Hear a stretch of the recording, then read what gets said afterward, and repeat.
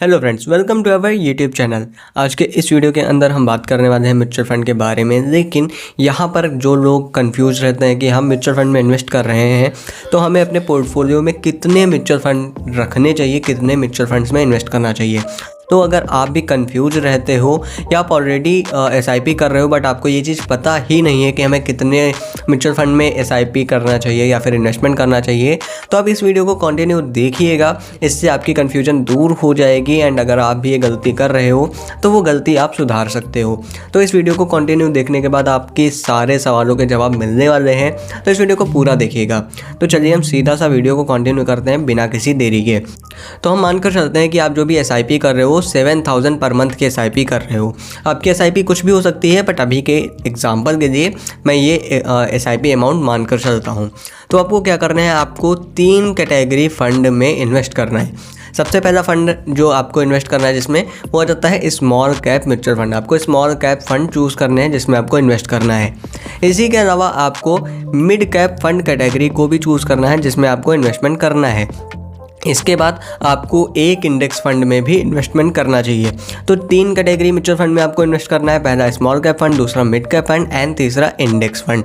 तो small cap fund category में ऐसे कौन से म्यूचुअल फंड हैं जिसमें आप इन्वेस्ट कर सकते हो।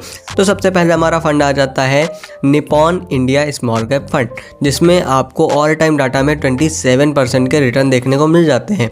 एंड वहीं पर अगर आप सिर्फ 1 मंथ का डाटा देखते हो तो अभी के टाइम में आप देख सकते हो कि इसका NAV प्राइस जो है वो भी डाउन गया है। 7 फरवरी को 160 रुपये एंड इसके बाद अभी के टाइम में 158 रुपये आ गया है। तो ये भी आपके लिए एक पॉजिटिव चीज़ ही आती है। इसी के अलावा ऑल टाइम डाटा में आपको बहुत अच्छे रिटर्न देखने को मिलते हैं। आगे बढ़ते हो, आपको NAV प्राइस जो है अभी के टाइम में 158 रुपये, rating 4 star, minimum SIP 100 end fund size आपको 45,000 करोड़ देखने को मिलता है। यहाँ तक आपको हर एक चीज़ काफ़ी बेहतरीन देखने को मिल रही है। इसी के बाद आप यहाँ पर देखते हो होल्डिंग, 205 स्टॉक्स में इन्होंने इन्वेस्टमेंट किया हुआ है जिसमें आप tube investment of India 2.78%, HDFC bank limited में 1.64%, वर्ल्ड टैम्प ट्रांसफार्मर्स लिमिटेड में आप देखोगे 1.52% है। तो यहाँ तक आपको डाटा काफ़ी बेहतरीन देखने को मिल रहा है एंड जो भी स्टॉक्स हैं ये भी काफ़ी अच्छे हैं। इसी के बाद इक्विटी में 96%, कैश उन्होंने 4% रखा हुआ है। कैपिटल गुड्स में आप देखोगे तो 19%, अदर्स में 14%, फाइनेंशियल में 13% है। इसी के बाद रिस्क रेशियो आप चेक करते हो तो अल्फ़ा 10%, बीटा 0.83% देखने को मिलता है। तो यहाँ तक डाटा आपको काफ़ी अच्छा रिस्क रेशियो काफ़ी बेहतरीन देखने को मिल रहा है। इसी के बाद कैटेगरी एवरेज 27%, इस म्यूचुअल फंड ने 31% के रिटर्न दिए हुए हैं।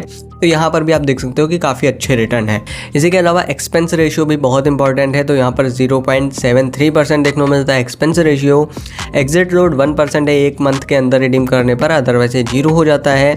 टैक्स आप देखोगे 15% 1 साल के अंदर रिडीम करने पर, अदरवाइज 10% 1 लाख प्रॉफिट गिन के ऊपर। ठीक है। एंड फंड मैनेजर की डिटेल आपको यहाँ पर एंड उनका एक्सपीरियंस देखने को मिल जाता है, आप यहाँ पर चेकआउट कर सकते हो।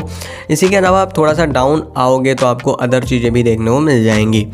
अभी के टाइम में अब आपके मन में ये भी सवाल चल रहा होगा कि आखिर हमें इस म्यूचुअल फंड में कितना इन्वेस्टमेंट करना चाहिए। तो आपको सिंपल से क्या करना है, स्मॉल कैप फंड आप जो भी चूज़ कर रहे हो उसमें 2-2 हज़ार रुपये का SIP करनी है एंड 1,000 रुपये आपको इंडेक्स फंड में करना है।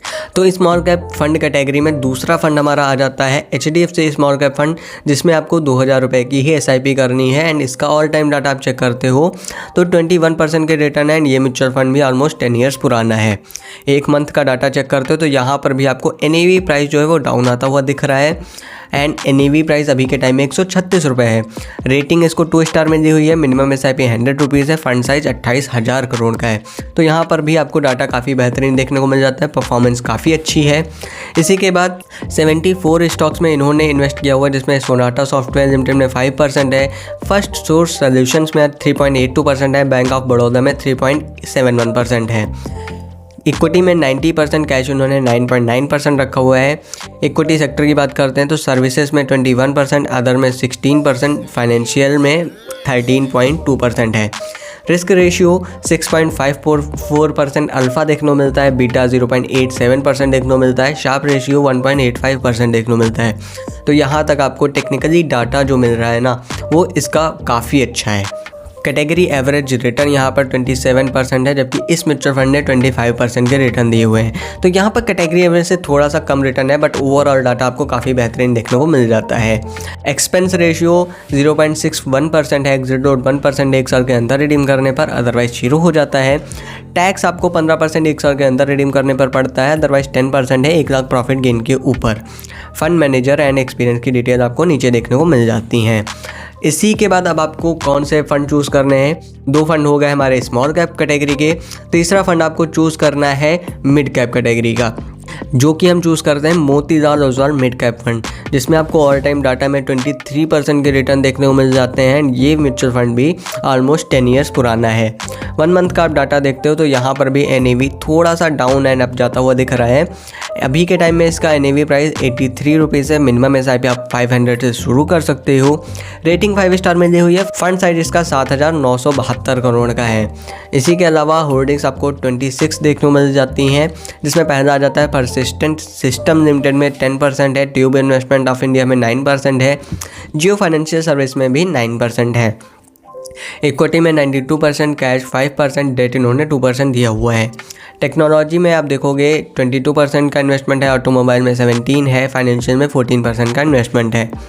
रिस्क रेशियो यहाँ पर भी चेक करना जरूरी है। तो अल्फा 9%, बीटा 0.81%, शार्प रेशियो 2% है।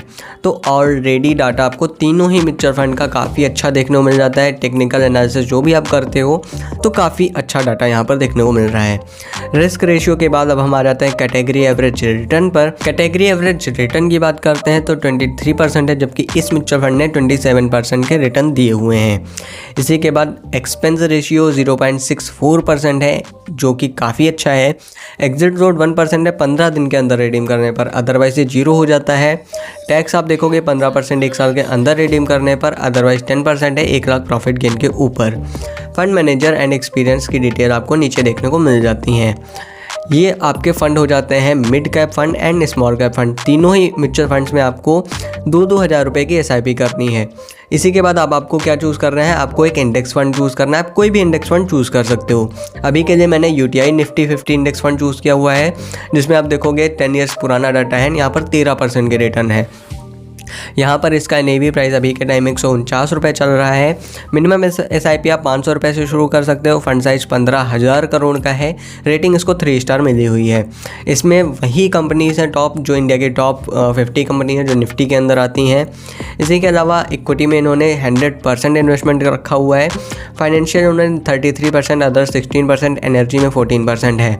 अल्फ़ा बीटा यहाँ पर देखने का इतना मतलब नहीं है, क्योंकि ये खुद ही ऑलरेडी एक बेंचमार्क है। इसी के अलावा एक्सपेंस रेशियो इसके बाद बहुत इंपॉर्टेंट है। तो यहाँ पर 0.21% देखने को मिल जाता है। एग्जिट रेट कुछ भी नहीं है। टैक्स 15% एक साल के अंदर रिडीम करने पर, अदरवाइज 10% है 1 लाख प्रॉफिट गेन के ऊपर। फंड मैनेजर एंड एक्सपीरियंस आपको यहाँ पर देखने को मिल जाता है। तो ये आपके 4 फंड हो जाते हैं जिसमें आपको इन्वेस्टमेंट करना है, जो कि आपके पोर्टफोलियो के अंदर होने चाहिए। बट आपको ध्यान रखना है, मैंने कैटेगरी आपको बताई है कि किस किस कैटेगरी के फ़ंड आपको अपने पोर्टफोलियो में रखने चाहिए। स्मॉल कैप फंड आपको 2 रखने चाहिए अगर आप 7,000 रुपये की या फिर 5,000 रुपये की SIP कर रहे हो तब के लिए। एक आपको मिड कैप फंड चूज़ करना है एंड एक आपको इंडेक्स फंड ज़रूर चूज़ करना है। तो अभी के लिए हम अपना जो है कैलकुलेटर ओपन कर देते हैं। यहाँ पर मैं आपको सबसे पहले दिखा देता हूँ 6,000 रुपये की SIP अगर आप मंथली कर रहे हो, क्योंकि 7,000 में 1,000 रुपये जो आपका है वो इंडेक्स फंड में जाता है, जिसको मैं अलग से कैलकुलेट करूँगा। तो 6,000 रुपये की अगर आप SIP कर रहे हो एंड जो आपको रिटर्न ऑलरेडी मिल रहे हैं, ये एवरेज 24% के रिटर्न देकर के आते हैं। एंड टाइम पीरियड अगर हम 20 साल लेकर चलते हैं तो आप टोटल 14 लाख रुपये इन्वेस्ट करते हो एंड टोटल वैल्यू आपको 3,51,00,000 की मिल रही है, जो कि काफ़ी ज़्यादा हो जाती है।